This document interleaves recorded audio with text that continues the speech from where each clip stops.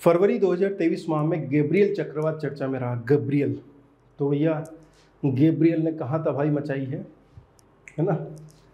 इसको गैब्रियल भी लिखा मिलता है, जिब्राइल भी मिलता है ना। तो जिब्राइल गलत है मेरे हिसाब से, गैब्रियल ही होना चाहिए। आंसर है न्यूजीलैंड। फरवरी 23 माह में गैब्रियल चक्रवात न्यूजीलैंड से टकराया और उसके बाद में न्यूजीलैंड की जो वर्तमान प्रधानमंत्री है अभी भी वही हैं, क्रिस हिप्किंस, जिनके बारे में हमने पिछले महीने जनवरी या दिसंबर में चर्चा की थी, है ना। उन्होंने कहा कि भैया आपातकाल, ये देखो भाई ने थोड़ी सी देर नहीं लगाई। न्यूजीलैंड में जितना बड़ा चक्रवात आता है, परेशानी होती है, इतना हमारे यहाँ हर साल उड़ीसा में आता है, और ये आपातकाल लगा रहे हैं भाई। न्यूजीलैंड में गैब्रियल चक्रवात से 11 लोग मरे, हजारों लापता। ठीक है भैया, गैब्रियल चक्रवात न्यूजीलैंड। चलिए, मुझे 2 मिनट समय दीजिए आप लोग, है ना। अब मैं एक चीज़ ध्यान दिला रहा हूँ कि 28 फरवरी को एक रिपोर्ट आई थी राष्ट्रीय सांख्यिकी कार्यालय द्वारा, नेशनल NSO बोलते हैं, नेशनल स्टैटिस्टिक्स ऑफिस, राष्ट्रीय सांख्यिकीय कार्यालय ऑफिस बोला जाता है इसको। तो भारत में राष्ट्रीय आय के संदर्भ में जो अंतिम अनुमान है, जो अंतिम आंकड़े हैं, वो यही संस्था जारी करती है, राष्ट्रीय सांख्यिकी कार्यालय। ठीक है, इस कार्यालय ने इस साल के लिए नए आंकड़े जारी किए। ध्यान दीजिएगा, इकोनॉमिक सर्वे वगैरह वहाँ पर भी ये डाटा है, परंतु ये नवीनतम रिपोर्ट है क्योंकि इकोनॉमिक सर्वे इसके पहले ही प्रिंट हुआ था।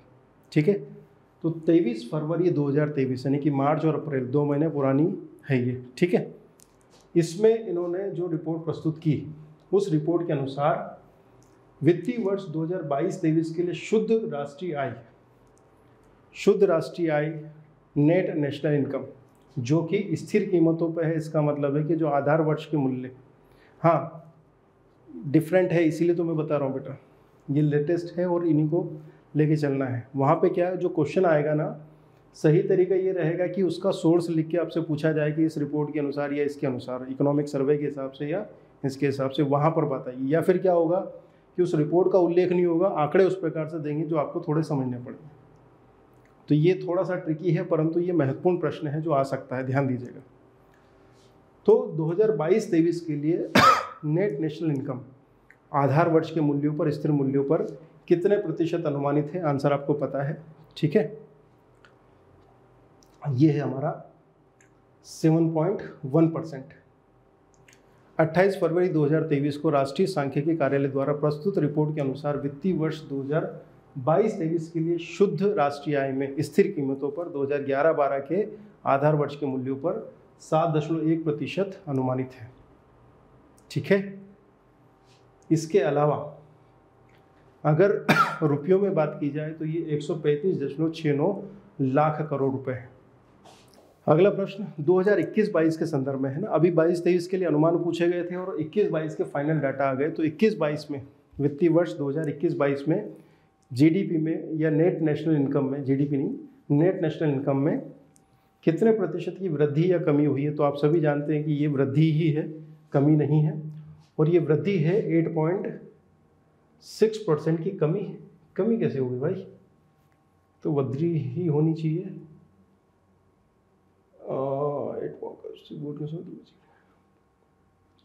11-12 में 22-23 के लिए वृद्धि अनुमानित है, कमी कैसे हुई भाई। मुझे 1 मिनट, कमी लिखा है, मैं 1 मिनट है ना बेटा, मुझे वृद्धि का अनुमान है। 1 मिनट, एक सोर्स है, मैं उसको देख लेता हूँ। 1 मिनट होल्ड करिए। ये गिरावट ही दिखा रहा है बेटा, कमी ही दिखा रहा है। ठीक है, राष्ट्रीय आय व प्रति व्यक्ति आय NSO के 28 फरवरी 2023 के अग्रिम अनुमानों में स्थिर कीमतों पर 2022-23 में शुद्ध राष्ट्रीय आय real net national income 135 lakh crore रुपए अनुमानित है, जबकि 2021-22 में यह 126.71 लाख करोड़ रही थी। इस प्रकार स्थिर कीमतों पर शुद्ध राष्ट्रीय आय में 2022-23 में 7.1% की वृद्धि अनुमानित है, जबकि 2021-22 में वास्तविक राष्ट्रीय आय में 8.6% की गिरावट आई थी। तो ठीक है भाई, ये गिरावट ही है भाई, है ना, इसमें कुछ नहीं कर सकता मैं।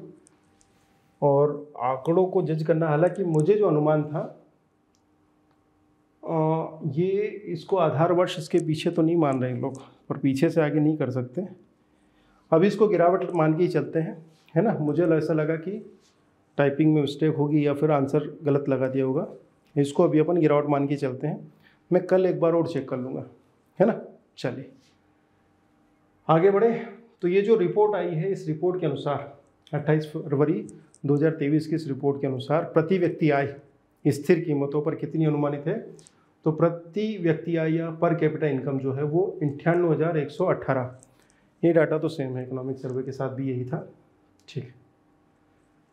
98,118 रुपये स्थिर कीमतों पे। चालू कीमत वर्तमान जो मूल्य है उस पर अलग आएगा, है ना।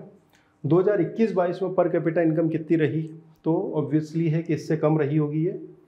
तो आज अगर 98 है तो इस समय थी 92,583। इसका भी आंसर ए ही है। अच्छा, मैं आपको बता दूं कि 2022-23 और 21-22 इन दोनों के ही आंकड़े आपको रटना है, याद करना है, ध्यान दीजिएगा। हाँ बिल्कुल, ये जो बता रहे हैं इनको उसी तरह से रटना है बेटा, है ना, और ऑप्शंस में देखना है। जो बात मैं कह रहा हूँ उसको सुन लीजिए एक बार। 2021-22 और 2022-23 के ये दोनों आंकड़े पर कैपिटा इनकम और नेट नेशनल इनकम या रियल नेट नेशनल इनकम, वास्तविक शुद्ध राष्ट्रीय आय, इसको याद रखना है। ये प्रश्न एज इट इज़ आएगा और आंकड़े यही मिलेंगे आपको ऑप्शंस में।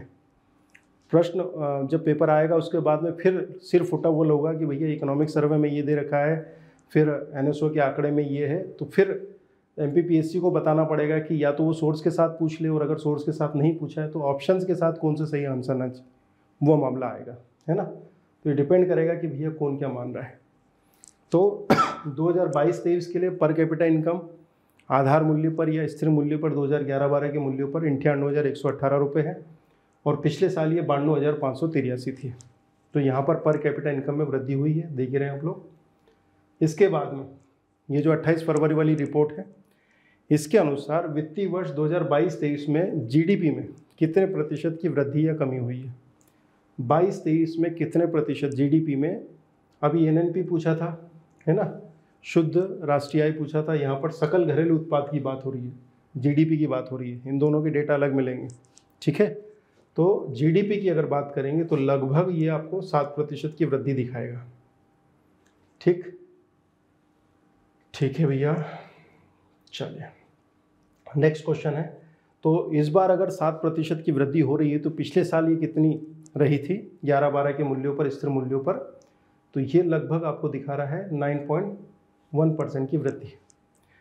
तो देखिए ध्यान दीजिएगा, रियल नेट नेशनल इनकम, वास्तविक शुद्ध राष्ट्रीय आय में 21-22 के वर्ष में 8.6% की कमी दिखाई जा रही है, जबकि जीडीपी में ग्रोथ रेट 9.1 है। ये थोड़ा सा कॉन्ट्राडिक्टरी है, ये मैं नहीं कह रहा हूँ, क्योंकि मुझे भी अनुमान था कि मैं भी वृद्धि ही लगा था, हालांकि आंकड़े इतने याद नहीं रहते हैं मुझे, फिर भी अनुमान तो यही था। तो 2021-22 के लिए 9.1% की वृद्धि है जीडीपी में, ठीक।